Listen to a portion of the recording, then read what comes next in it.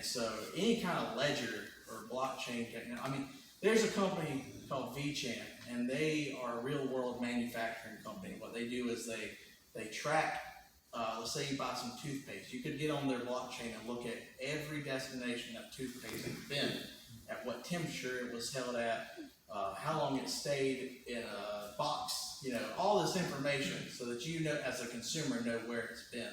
And I think transparency in everything is crucial, because obviously we can't trust people to do the right thing. But brother, yes we can, but because see now, that's the misinformation that we're trying to get away from. That's why we want to put people in these positions where they can make this kind of stuff into a different change. Because the way America's been running, it's only been running for a very few people. Mm-hmm. And that's corporation. Your corporation don't want to pay nothing into the system, but they want to get everything out the system. Mm-hmm. And that's the kind of stuff that we're trying to get away from. You know, you got big money, you can call the shots. You ain't forgetting, but you forget about the people. But now they finna make the people have the power. Get the power back to the people. When the people have the power, then we'll use the power like it's supposed to be used for everybody, not for just a select few. Are you saying that they're giving people the power right now? Yeah, we're taking the power right now. They don't give you nothing. The people have to take the power back and use the power. And that's basically what the Democrats are trying to do. Take the power back and use the power for the people and by the people. Okay. I'm not against Democrats. I mean, I vote Democrat pretty much all the time now.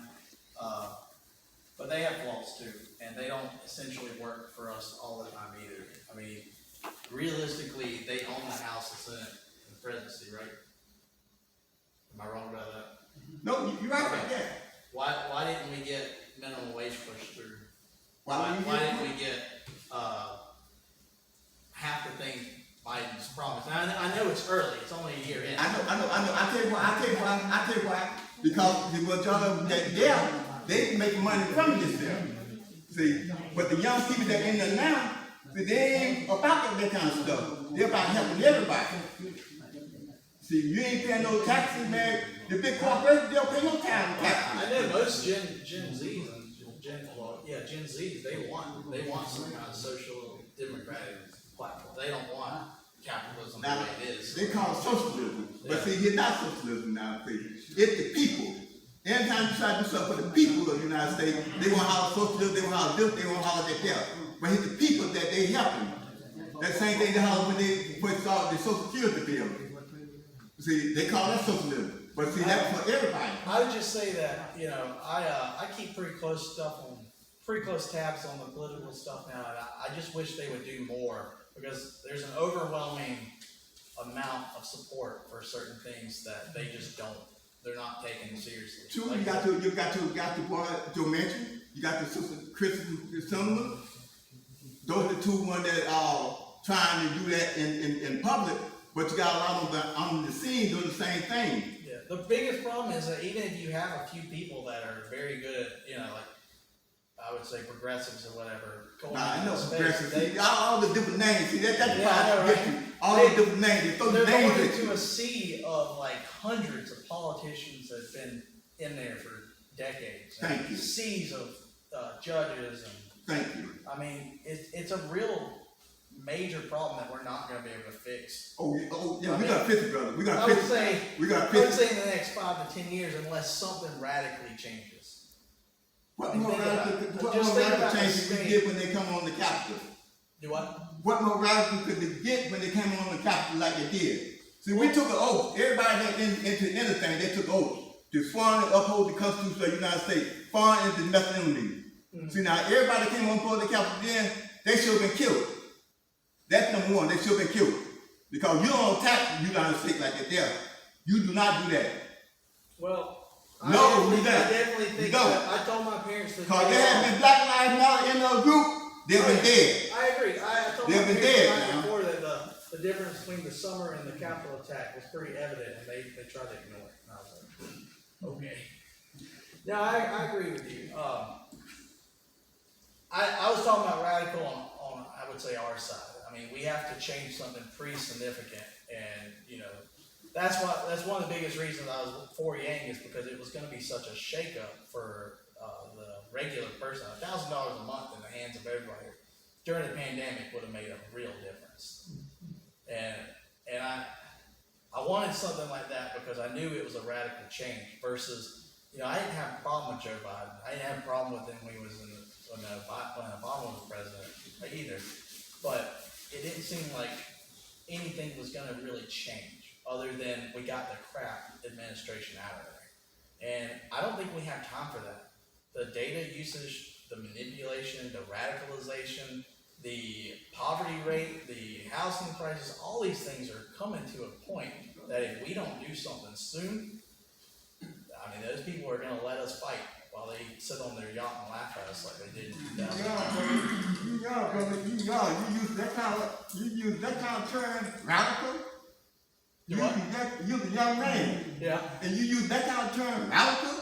Radical. Because something that you want, you be radical for something you want? I would say that changing the way money is distributed in this country is pretty radical. No, it's not. You forgot when we had 99% of people living all over there, all government, and 1% of people living down here like that. That radical could actually give us more wages for we work, give us more for our work. That radical. You said 1%? Yeah, 99% of the people here in America, they're the wealthy one.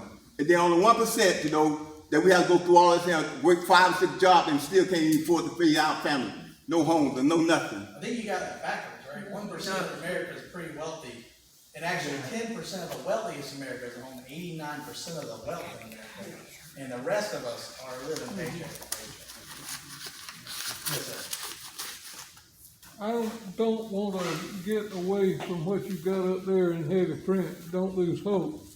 And I'd like to bring it back down to 2 words that really make a big difference. I'm talking about right here in Abbeville, specifically Calhoun Falls.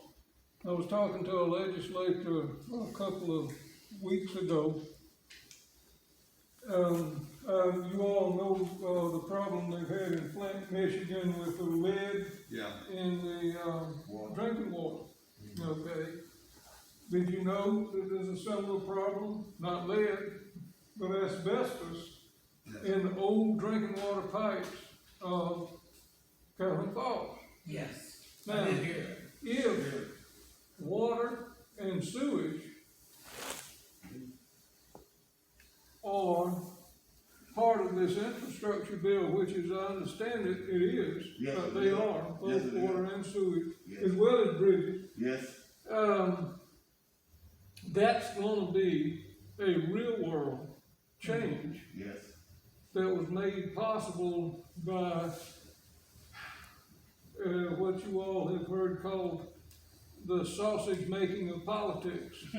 All this down.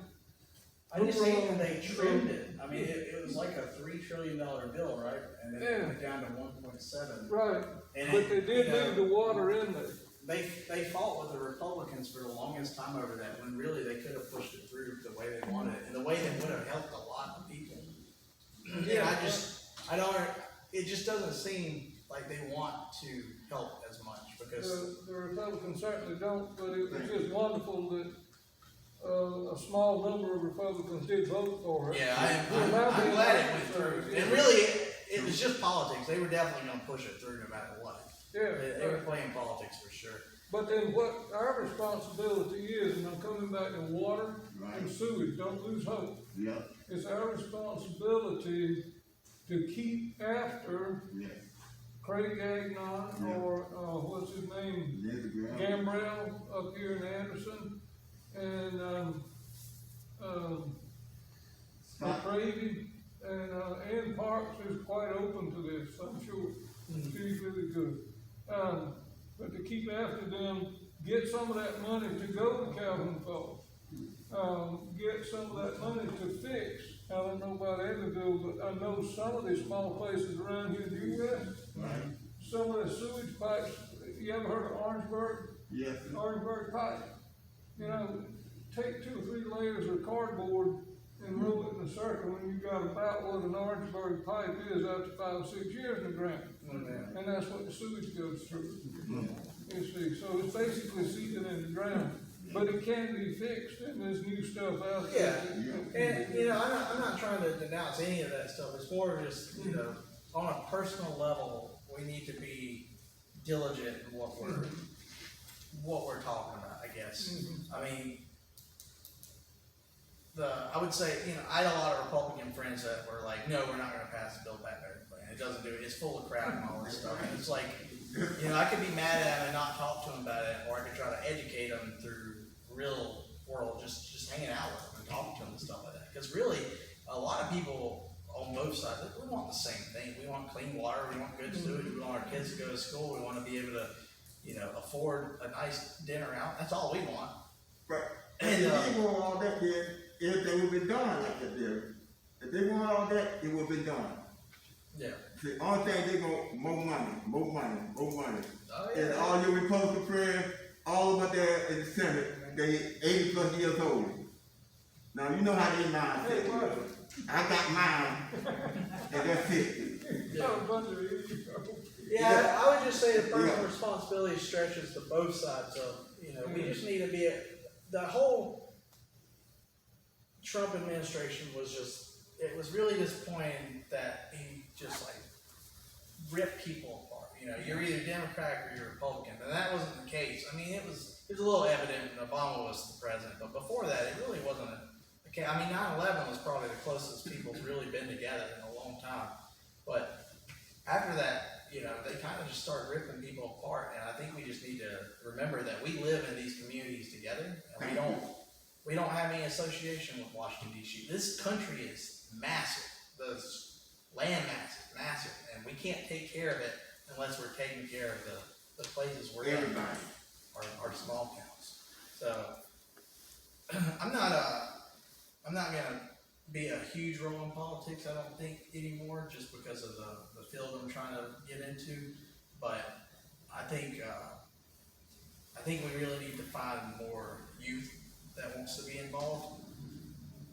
I did the Andrew Yang thing, and I threw 2 parties, and I barely had anyone show up, and that was really disappointing as a youth member, I guess, because I thought I was going to be able to make an impact because I was part of the youth, but it didn't make an impact. And so my only suggestion would be is that when people do try to step up, I think we need to listen to their ideas more than we want to implement ours. And I don't mean you have to do what they want, but you should definitely sit down and listen to what they have to say, because there's a lot of ideas out there. We don't know which one's a good one. Did you spot with Joe? Do what? Did you spot with Joe because nobody showed up? Did you spot with Joe? Sorry, one more time. Did you stop with Joe with what you were doing because anybody showed up? Did you stop? He's talking about what you're doing. Did you stop? What I was doing. Yeah, you said that you was trying to get an organization together, and then they didn't come to the meeting. Oh, you know, yeah. Well, he dropped out of the race. I mean, I didn't stop. I did it all the way till the night he dropped out. So you're still in it? No, he dropped out. I said you. No, me? Yeah, you. No, I'm out. You out. Yeah, I didn't. But see, you wasn't for real. Because that's the whole part of being anything. You gotta keep on when everybody else stops. You gotta keep on going. Well, they'll see then you're a real leader then. I went for the notion of I need to look on the back side of things, and this is why I wanted to do something like this, because I want to show people that, you know, there's real dangers to stuff on the internet, but we can't not embrace it. I mean, it's here to stay, and the future of technology is accelerating so fast, and we have to be able to keep up with it. And there's a lot of people out there that just don't understand it at all, and they're gonna be susceptible to that damage. And so my thought process was, I'm not a political speaker, I'm not good at arguing with people, so I'm gonna be on the other side and try to help people cipher through the crap. Good. That's the way I look at it. Good. But that's all I got. Okay. Personal responsibility is pretty much, and accountability would be the big thing to take away from this. If you see your friend sharing this information, I know it sucks to talk to them about it, but it's worth talking to them about and it's worth going through the steps to determine whether it's real or not. Some people, they really need help with it. They just hit that share button. So, that's all I got, guys. Okay, thank you so much, Josh. Good hand.